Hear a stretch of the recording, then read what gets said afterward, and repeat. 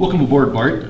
We're glad to have you here, and I'm impressed with all your credentials. Thank you, Dr. Neal. I hope that I can learn from every opportunity I get with you, and I hope you don't mind all the questions I'm going to be asking you. No, that's fine. That's what we're here for, to help you learn. And, I'm thinking we should probably talk caseload because we got to get going here. But we give everybody about 15 on their workload. Is that going to be too much for you? No, when I interned at the free clinic, I was juggling about 30 patients, so that shouldn't be a problem. Okay, and we're going to stretch you out slow because we're really about quality care for our patients. I want to start you off with one that's kind of baffling to me.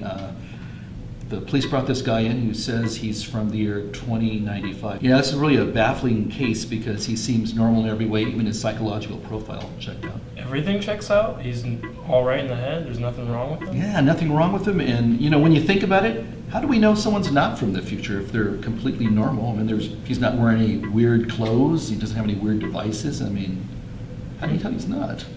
Does he have any ID or any way of identifying him or anything like that? No missing report, nothing? Nothing. He said he left his ID in the future. He's a common worker. Said they use eye recognition too, and so there's nothing that we can prove, and so it's just kind of a weird, baffling case for us. Tell you what, Bart, I'm not going to really tell you any more about this guy because I want you to read his file. You're probably going to meet him this afternoon anyways, and we'll compare stories later, see if his story is pretty consistent. Yeah, sounds good. I'm interested to see who won the Super Bowl in 2090. I already asked him that, and he says that actually football is not that popular in the future. It's more gaming and soccer. Wow. Yeah. Well, good luck on him. Thank you.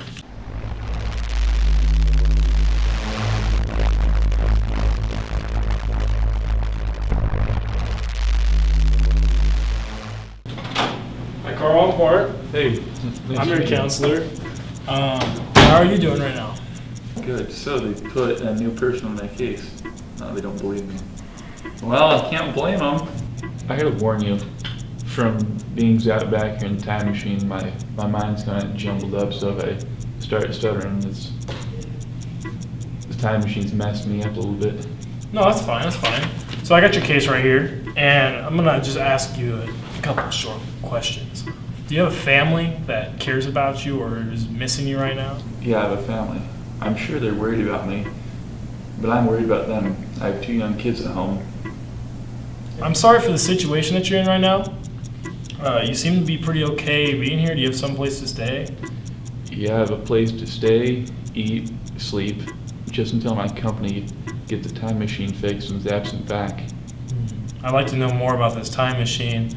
Are you a secret service or is this a government project or anything like that? No, actually, in my time, the company I work for, it's called time vacations. They send people back in time machines for fun. They pay, and it's like a vacation.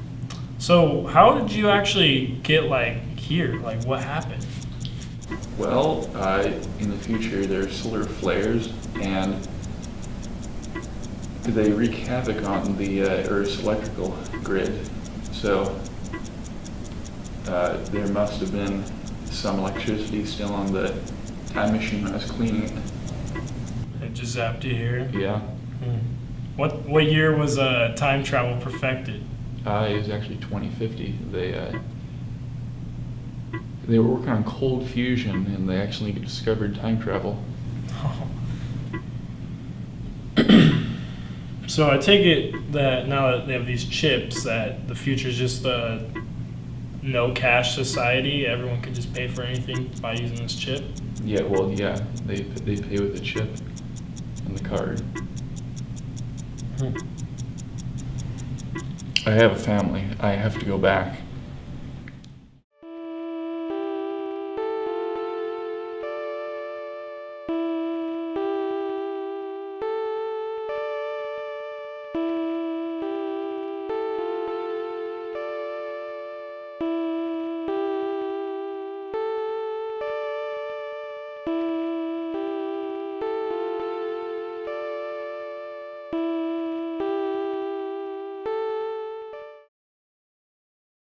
Hey, Dr. Neal, I got Carl's file right here, and I was just going to say nobody's seen him since last night. It's funny, I was just going over his file and, maybe he just walked out.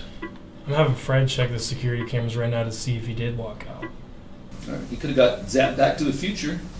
I've got to admit, the story was pretty compelling. He's pretty normal except for the fact that he thinks he's from the future.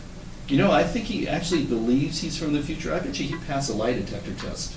I mean, I couldn't find any holes in the story or catch him with any inconsistencies. Well, except for the fact that he says he's from the future. Well, I mean, at least not now. Don't tell me you actually believe him. I won't go that far, but psychologically, the man checks out. But I mean, the only thing he was missing was a device that could bring him back to the future. So could you really say that he was lying? Hey, I got some interesting footage I want you guys to see. Does it involve Mr. Radner? No, but you should see this footage right here. Mr. Radner's in this? Yes, and I'm positive this footage has not been edited or doctored in any way.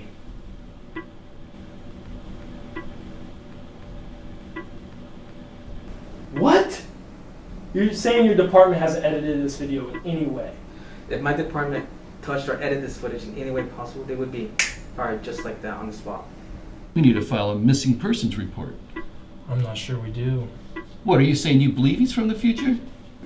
I don't think we will ever know.